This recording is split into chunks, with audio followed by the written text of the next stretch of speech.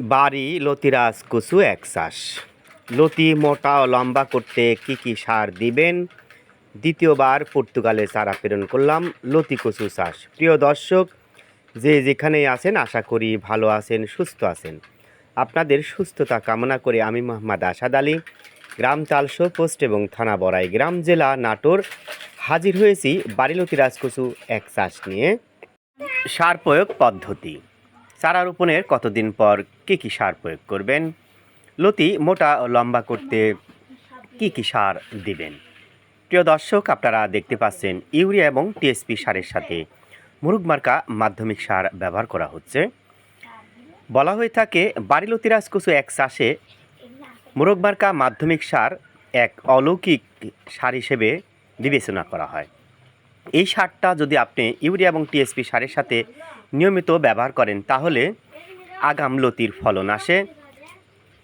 লতিরাজ কচু একের গাছ সুস্থ সবল রাখে, পচনমুক্ত থাকে, গাছের স্বাভাবিক বৃদ্ধি বজায় থাকে, লতির ফলন 30 থেকে 40% বৃদ্ধি পায় এবং লতির স্বাদ নিশ্চিত হয়। তাহলে বুঝতেই পারছেন বাড়ি লতিরাজ কচু এক চাষের ক্ষেত্রে মুরুগ মার্কা মাধ্যমিক সার একটি মিরাক্কল। তাই যারা বাড়ি লতিরাজ কচু এক চাষ করেছেন অবশ্যই ইউরিয়া টিএসপি সার অথবা শুধুমাত্র ড্যাপ সারের সাথে মুরুগ মার্কা মাধ্যমিক সার ব্যবহার করেন, দেখবেন আপনার গাছগুলো সুস্থ সবল থাকবে, দ্রুতগামী বৃদ্ধি পাবে, পচনমুক্ত থাকবে, রোগমুক্ত থাকবে। আমার ক্ষেতগুলো দেখেন আগাছা মুক্ত, কোনো আগাছা নেই, পরিষ্কার পরিচ্ছন্ন।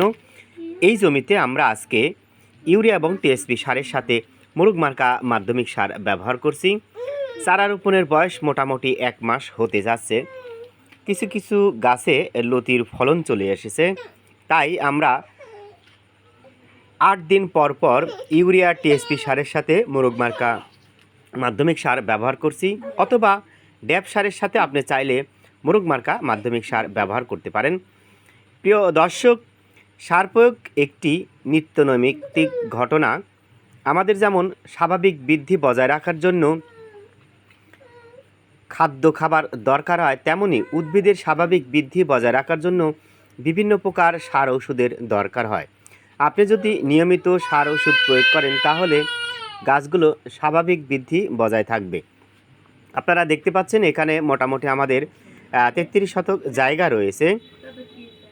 আমরা 15 কেজি টিএসপি, 5 কেজি ইউরিয়া এবং 5 কেজি মুরুগ মার্কা মাধ্যমিক সার ব্যবহার করছি, আপনারা দেখতে পাচ্ছেন। এখন গাছের চেহারাগুলো আপনারা একটু ভালোভাবে দেখে রাখেন। আমরা মোটামুটি 8 দিন পর আরেকটি ভিডিও এই জমি থেকে ধারণ করে ছাড়ব, তারপরের ঘটনা আপনারা দেখবেন। প্রিয় দর্শক, যারা বাড়ি লতিরাজ কচু এক চাষ করেছেন, যেখান থেকেই চারা সংগ্রহ করুন না কেন নিয়মিত যত্ন নিতে থাকবেন। যেখান থেকে চারা সংগ্রহ করেছেন তার সাথে নিয়মিত পরামর্শ করবেন, কখন কী ধরনের সার ওষুধ প্রয়োগ করতে হবে, কিভাবে যত্ন নিতে হবে ইত্যাদি বিষয়ে তার সাথে যোগাযোগ রাখবেন। এতে আপনার মন মানসিকতা যেমন ভালো থাকবে, ঠিক তেমনই আপনি তার বাড়ি লতিরাজ কচু একের গাছগুলোর সঠিক নিয়মে সঠিক যত্ন নিতে পারবেন। সার প্রয়োগ করার পূর্বে যদি দেখেন জমিতে আগাছা রয়েছে তাহলে অবশ্যই আগাছাগুলো পরিষ্কার করে নেবেন। আমাদের জমিতে দেখেন কোনো প্রকার আগাছা নেই, একদম পরিষ্কার পরিচ্ছন্ন। আপনারা যারা বাড়ি লতিরাজ কচু এক চাষ করবেন, জমি তৈরি করার পর চারা রোপণের পর মোটামুটি 1 সপ্তাহের মধ্যে ইউরিয়া এবং টিএসপি সারের সাথে অল্প মাত্রায় আগাছানাশক ওষুধ প্রয়োগ করতে পারেন। প্রিয় দর্শক, বাড়ি লতিরাজ কচু এক চাষ ব্যাপক লাভজনক। দ্বিতীয়বার আমরা পর্তুগালে চারা প্রেরণ করলাম। এই চারাগুলো দেখেন আমরা একটু পরিশ্রম করে প্রসেসিংয়ের কাজ করছি। আমরা মোটামুটি 4.5 কেজি চারা পর্তুগালে প্রেরণ করতে যাচ্ছি।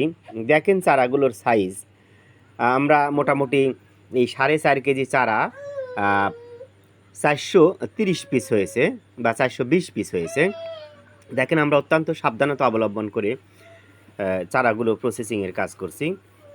প্রিয় দর্শক, যিনি এই চারাগুলো গ্রহণ করছেন ইতিপূর্বে তিনি 1000 চারা আমার কাছ থেকে সংগ্রহ করেছেন পর্তুগালে। তিনি কিছুক্ষণ আগে তার সাথে আমার কথা হয়েছে। মোটামুটি তার 6 থেকে 7টা গ্রিন হাউস ঘর রয়েছে। তিনি এই ঘরের মধ্যে বিভিন্ন প্রকার সবজির চাষাবাদ করে থাকেন এবং ব্যাপক লাভের সম্মুখীন হয়েছে। বিধায় বাংলাদেশ থেকে যারাই ইতালিতে যাচ্ছেন তারা অধিকাংশই এই কৃষিকাজের সাথে সম্পৃক্ত হচ্ছে। প্রিয় দর্শক, আপনারা জানেন ভাগ্যের পরিবর্তনের ক্ষেত্রে কিন্তু একটি কৃষিকাজ কিন্তু একটি নৈমিত্তিক ঘটনা। অর্থনৈতিক চাকা সচল রাখতে হলে আমাদের অবশ্যই স্বনির্ভর কৃষিক্ষেত বা কৃষি খামার তৈরি করতে হবে। তাই যারা বাড়ি লতিরাজ কুচু এক চাষ করতে চান, অরিজিনাল বীজ পেতে চান, ভিডিও স্ক্রিনে ফোন নাম্বার দেখছেন, আপনারা আমাদের সাথে যোগাযোগ করবেন।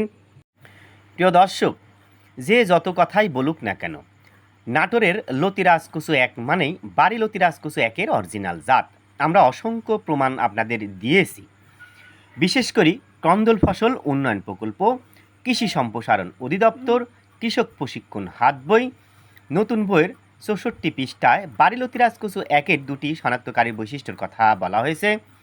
প্রথম শনাক্তকারী বৈশিষ্ট্য হলো পাতায় এবং বোটার সংযোগস্থলে লালচে চিহ্ন থাকে। দ্বিতীয় শনাক্তকারী বৈশিষ্ট্য হলো লতিটা সামান্য চেপ্টা। তবে আশার বিষয় হলো নাটোরের লতিরাজ কুচু একের লতিগুলো ব্যাপক লম্বা হয় এবং ফলনে অন্য যে কোনো লতির তুলনায় দ্বিগুণ।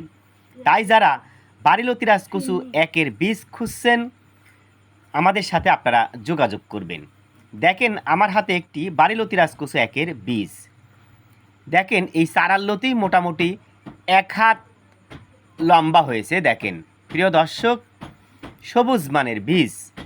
যারা বাড়ি লতিরাজ কুচু এক চাষ করে লাভবান হতে চান, যেখান থেকেই চারা সংগ্রহ করেছেন না কেন, তাদের সাথে যোগাযোগ করবেন। কখন কী ধরনের সার ওষুধ প্রয়োগ করতে হবে অথবা কী ধরনের সমস্যার সম্মুখীন হয়েছেন, তার সাথে যোগাযোগ করে সার্বিক পরামর্শ নিয়ে আপনাদের চাষাবাদে আপনারা এগিয়ে যান। প্রিয় দর্শক, কারোর সাথে আমাদের শত্রুতা নয়, তবে কেউ যদি উঠে পড়ে আমার সাথে লাগে, আমিও তাকে কম